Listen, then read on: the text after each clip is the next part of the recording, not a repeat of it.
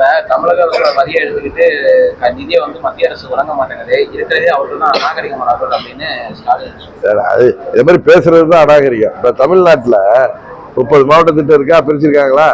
இப்ப கோயம்புத்தூர்ல இருந்து நிறைய இன்கம் வரும், அங்க மெட்ராஸ்ல இருந்து நிறைய இன்கம் வரும், திருப்பூர்ல இருந்து நிறைய இன்கம் வரும். ஏன்னா நிறைய தொழிற்சாலைகள், நிறைய ஃபேக்டரிஸ் இருக்கு. நம்ம தஞ்சை மாவட்டத்தில் எவ்வளவு ஃபேக்டரி இருக்கு? இங்க விவசாய வருமானம் தான். புதுக்கோட்டையில என்ன வருமானம் வர முடியும்? ராமநாதபுரத்துல என்ன வருமானம் வர முடியும்? அங்க தூத்துக்குடியில இருந்து என்ன வரும்? அங்க கூட ஃபேக்டரி இருக்கு. அங்க எங்க இருந்து அரசுக்கு இன்கம் டாக்ஸுக்கு வருமானம் அதிகமா கட்டுறோமோ, எங்க இருந்து ஜிஎஸ்டி அதிகமா வருதோ தொழில் இருக்கு. இப்ப டவுன்ல இங்க தஞ்சாவூர்ல இருந்து ஜிஎஸ்டி அதிகமா இருக்கும், பக்கத்துல உள்ள கிராமத்துல இருந்து இருக்காது. அப்புறம் நீங்க என்ன கேக்குறீங்கன்னா, தஞ்சாவூர் கொண்டுதான் ஸ்கீம் கொடுக்கணும், பக்கத்துல உள்ள அந்த கிராமத்துக்கு கொடுக்க கூடாதுன்னு சொல்ற மாதிரி இப்ப தமிழ்நாடு பட்ஜெட் எல்லா மாவட்டத்தையும் சேர்த்தானே போடுறாங்க. இதுல எங்களுக்கு வேணா ஸ்கீம் கேளுங்க, அதை விட்டுட்டு எங்கள்கிட்ட இருந்து நிறைய வருதுன்னு இவர் கட்டல. இங்க செய்யற தொழில்கள்ல இருந்து வர்ற வருமானம் இன்கம் டாக்ஸ்ல போகுது, ஜிஎஸ்டியில தொழில்கள் மூலம் வர்ற வருமானம் வருது. அது இந்தியா முழுமைக்கு தானே அங்க பிரிச்சு கொடுக்க முடியும். இப்ப தமிழ்நாட்டுல வர்ற வருமானம் எங்க இருந்து வருதோ கோயம்புத்தூருக்கு தான் கொடுக்க முடியுமா, இல்ல திருப்பூருக்கு மாத்திரம் கொடுக்க முடியுமா, இல்ல சென்னைக்கு மாத்திரம் கொடுக்க முடியுமா? அதே மாதிரி எல்லா மாவட்டத்துக்கும் பிரிச்சு கொடுக்கறத அவர் செய்யறப்ப ஒரு மத்திய அரசாங்கம் எல்லா மாநிலத்தையும் கொடுக்க முடியும். இதுல டிஸ்ஆனஸ்ட்ங்கிறத இவங்களுடைய ஏமாற்று வேலை தானே. இவங்க தான் சயின்டிபிக் கரப்ஷனுக்கு உள்ளவங்க. இவங்க இப்ப அரிட்டாப்பட்டியில அந்த டங்ஷனையும் முதல்ல அதுக்கு ஒரு தலையை காமிக்கிறது, பாம்புக்கு மீனுக்கு தலையையும் பாம்புக்கு வாழையும் காட்டுற மாதிரி இவங்க நடந்துக்கிறாங்கிறது ஊரறிஞ்ச விஷயம். அதை அவர் அதையும் திசை திருப்புறது. நீங்க அவர் தமிழ்நாடு எம்பிஸ் பத்தி பேசினா மக்களை பத்தி பேசுறோம்.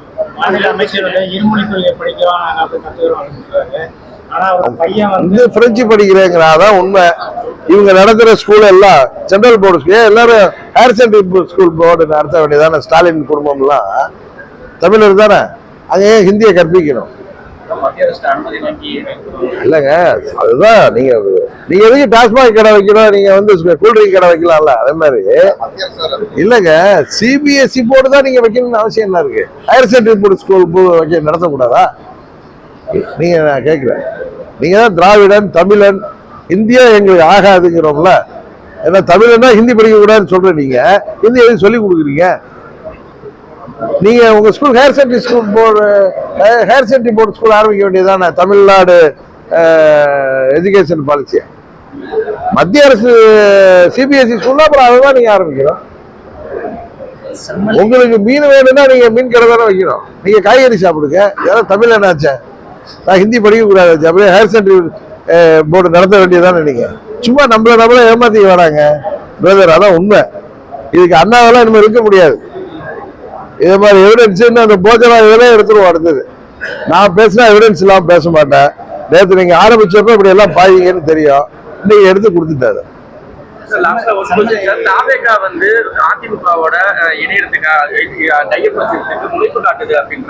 நான் திரும்ப சொல்றேன், நீங்க தான் நம்ம ஊருக்காரங்க.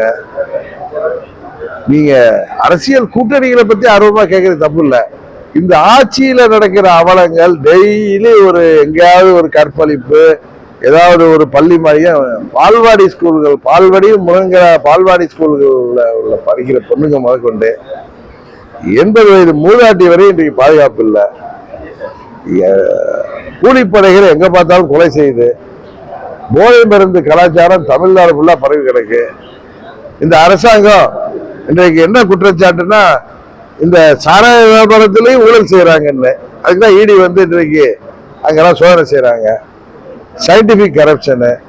இவங்க வெளிநாட்டுக்கெல்லாம் போய் சீஃப் மினிஸ்டர் ஏதோ வெளிநாட்டு முதலீடை கொண்டு வர்றாங்கிறாங்க. இங்க கிட்டத்தட்ட 10,000 சிறு குறு நடுத்தர தொழிற்சாலைகள்லாம் மூடப்பட்டு இருக்கு.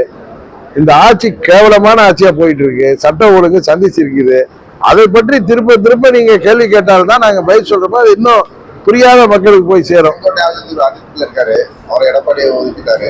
அவருக்கு நீங்க சந்திச்சது உங்கள்கிட்ட பேசினாரோ இல்லை நீங்க தான் அவர் பேசுனீங்களா? அவரு இல்ல, செங்கோட்டையன் மனநிலையில தான் அங்க மெஜாரிட்டி ஆஃப் த பெரும்பான்மையான அம்மாவின் தொண்டர்கள் அங்க இருக்காங்க. அவர்களாம் விழித்துக் கொள்ள தொடங்கி விட்டார்கள்.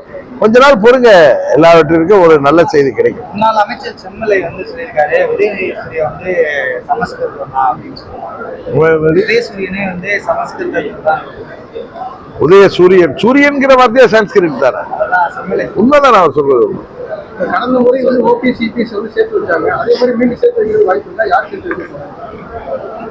அப்போ ஒரு அம்மாவுடைய ஆட்சி தொடரணுங்கிற சென்ஸ்ல பிஜேபி அதை செஞ்சு வச்சாங்கன்னு பன்னீர்செல்வமே சொல்லியிருக்காரு. கவர்னர் 2 பேரையும் சேர்த்து வச்சாரு. இப்ப வந்து பழனிசாமி அவங்களுக்கு அல்வா கொடுத்துட்டு திமுகவுக்கு பயந்துட்டு ஆட்டம் போட்டுட்டு இருக்காரு. அதனால இதற்கெல்லாம் தொண்டர்கள் எல்லாம் சேர்ந்து எல்லாரையும் சேர்த்து வைப்பாங்கிறதுதான் என்னுடைய எண்ணம். ராஜாவும் சந்திப்பு எப்படி பாக்குறீங்க? 2 அரசியல் தலைவர்கள் சந்திச்சாங்க, அப்படிதான் பாக்குறேன். அதிமுக பாஜக கூட்டணி ஏற்பட நீங்க அந்த கூட்டணியில் இருக்கீங்களா? நான் பலமுறை சொல்லிட்டேன், நாங்க தேசிய ஜனநாயக கூட்டணியில் இருக்கோம். எங்க கூட்டணிக்கு எந்த கட்சி வந்தாலும் அதிமுக இல்ல, தமிழ்நாட்டுல எந்த கட்சி எல்லாம் திமுக ஆட்சியை வீழ்த்தணும்னு நினைக்கிறாங்களோ அவர்கள் அனைவரும் எங்க கூட்டணிக்கு வர்றவங்க. ஒருவேளை பழனிசாமி வந்தால் அந்த நேரத்துல நான் எங்க தொண்டர்களோடு சேர்ந்து முடிவெடுத்து எங்க கட்சி தேசிய ஜனநாயக கூட்டணியில போட்டியிடும். தனிப்பட்ட டிடி தினகரன் போட்டியிடுவதை பற்றி அப்போ யோசிச்சு நான் சொல்றேன். மற்றபடி எங்க கட்சி தேசிய ஜனநாயக கூட்டணியில போட்டியிடுவோம். பாதகம் செய்பவரை கண்டால் நாம் பயம் கொள்ளலாகாது பாப்பா.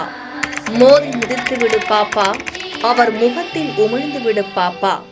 அண்மை செய்திகளை உடனுக்குடன் தெரிந்து கொள்ள இணைந்திருங்கள் எம் நாடு தொலைக்காட்சியுடன்.